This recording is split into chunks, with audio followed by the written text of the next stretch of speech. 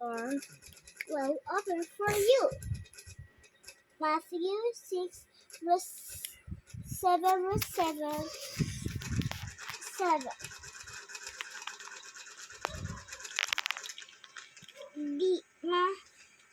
Pag hindi na, pag yung mga dalawa yung may ayun yung D.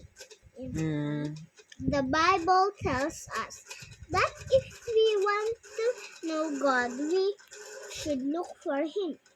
But how do we do that? By Reading. reading the Bible, by going to church, and most Definitely. by praying, which really just means talking to Him. Sometimes, of course, when we're tired, angry, or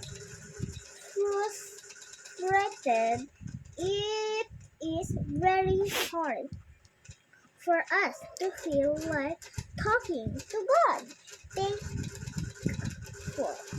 Thankfully.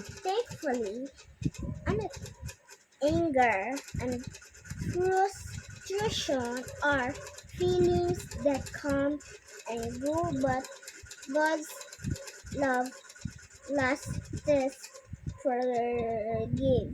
forever. If you are Willing. willing to look for God, He is ready to be found. He is always waiting to talk to you. He's listening. Now. No. Mami, ano yung parang nagninina-nina? Hindi ko alam. Ay, tapusin mo na yung binabasa mo. Ano to? Eh, maupo ka dito. Pray today. Hindi to ka buong nagbabasa eh. Ito yung binabasa mo oh. Oh.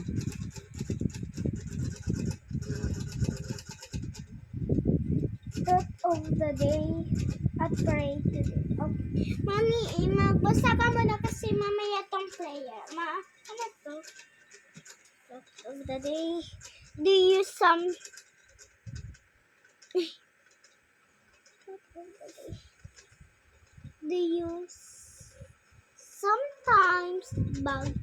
bug? Uy, si bug Oo. yun yung pinapunan ko ah. Oh, iba naman yun oh. Bug your friends by asking Parents. too many questions. Good news. God loves question asking everything. Mami, pag tapos mo nang basahin, mag-pray na. Ito yung prayer natin. Okay. Nabasa ka na.